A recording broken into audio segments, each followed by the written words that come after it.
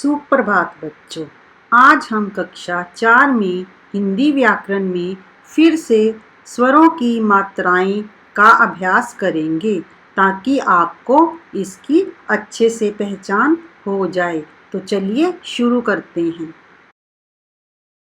बच्चों, प्रत्येक स्वर की एक मात्रा होती है। स्वरों के चिन्ह ही मात्राएं कहलाते हैं, यानी स्वरों का वह रूप जो व्यंजनों के साथ प्रयोग किया जाता है उसे मात्रा कहते हैं। अगर आपको इन चिन्हों की अच्छे से पहचान हो जाएगी तो आप जब भी कोई शब्द या वाक्य पढ़ेंगे तो आप उसका उच्चारण सही से कर सकेंगे। फिर लिखते समय आपको कोई गलती नहीं करेंगे। बच्चों, आज हम अ, आ, ई पहली 4 मात्राओं की पहचान करके उसका अभ्यास करते हैं।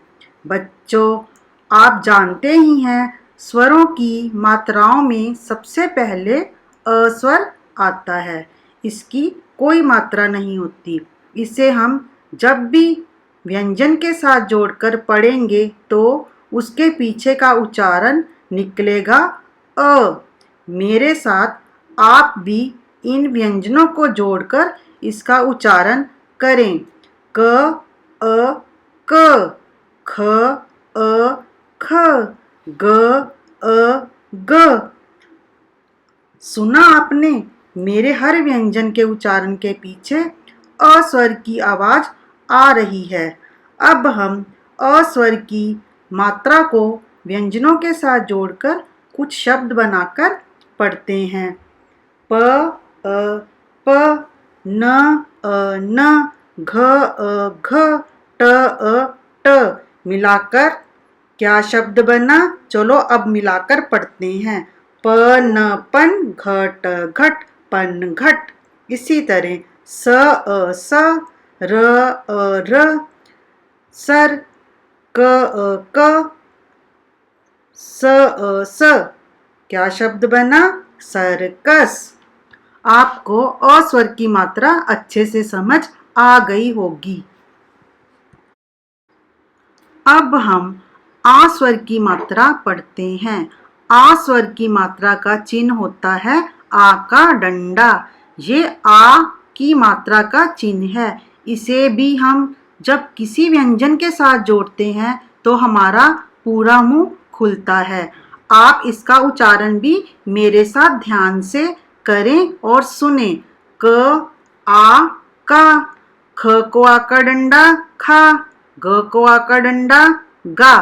अब कुछ आ स्वर की मात्रा को जोड़कर हम शब्द पढ़ते हैं। स, व को आ का डंडा वा, ल, सवाल। अब ऐसे ही दूसरा शब्द पढ़ते हैं। क को आ की मात्रा का, म, य को आ की मात्रा या, ब। अब मिलाकर क्या बना? शब्द जोड़िए, कामयाब। अब आप स्वर की मात्रा के कुछ वाक्य पढ़ें। राजा बाजार जा, अखबार लाकर समाचार पढ़, पाठशाला जाकर अपना पाठ पढ़। इन वाक्यों में आप जितने भी लाल रंग के डंडे देख रहे हैं ये सभी आ की मात्रा के चिन्ह हैं। अब मैं आपको ई स्वर की मात्रा की पहचान करवाती हूँ। इसे हम छोटी ई की मात्रा भी कहते हैं। ये किसी भी अक्षर के आगे से लगाई जाती है। जब कोई भी अक्षर लिखेंगे उसके आगे ई की मात्रा लगाते हैं तो उस अक्षर की आवाज़ को हमें छोटा करके बोलना होता है। चलिए इसे भी हम क, ख, ग से मिलाकर इसका उच्चारण करते हैं।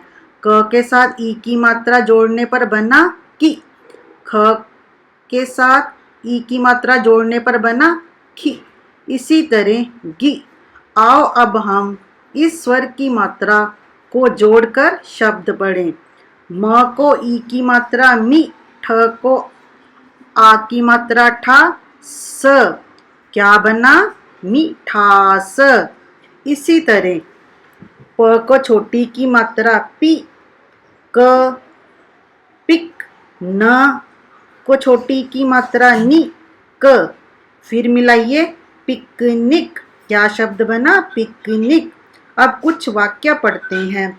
सविता किताब लाई, कविता सितार बजाकर चिड़िया का दाना ला। इसमें भी जो लाल रंग की मात्रा आपको दिखाई दे रही है, ये भी ई की मात्रा के चिन्ह हैं। अब हम ई स्वर की मात्रा को पढ़ेंगे। इसे भी हम बड़ी ई की मात्रा के नाम से जानते हैं। ये किसी भी शब्द के पीछे लगाई जाती है। बड़ी ई की मात्रा का जब हम उच्चारण करते हैं तो ये हमारी आवाज़ को भी बड़ा करती है, लंबा करती है। इसे कैसे बोलना है? व्यंजनों के साथ मिलाकर इसका उच्चारण करते हैं। क के साथ बड़ी ई की मात्रा जोड़ने पर हमारा स्वर होगा की। इस तरह खी, गी। अब हम ई स्वर की मात्रा के शब्दों का उच्चारण करते हैं। च को बड़ी ई की मात्रा बना ची, त को आ की मात्रा ता। मिलाकर पढ़िए, क्या बना? चीता। इसी तरह म, छ, ल को बड़ी ई की मात्रा, क्या शब्द बना? मछली। इसी तरह पढ़िए, कहानी, कहानी। नीचे पढ़िए क्या लिखा है? पीला पीला पपीता खा, मीना मीठी खीर खा, नानी मीठा गीत गा। इन पंक्तियों में भी आप लाल रंग की जो मात्रा देख रहे हैं, ये सभी बड़ी ई की मात्रा के चिन्ह हैं। मैं आपको आज यहीं तक पढ़ाऊंगी। अब आपने अ, आ, ई स्वरों की मात्राओं का अच्छे से अभ्यास करके इसका उच्चारण करना है व कॉपी में इसको बार बार लिखकर इसका अभ्यास करना है। धन्यवाद।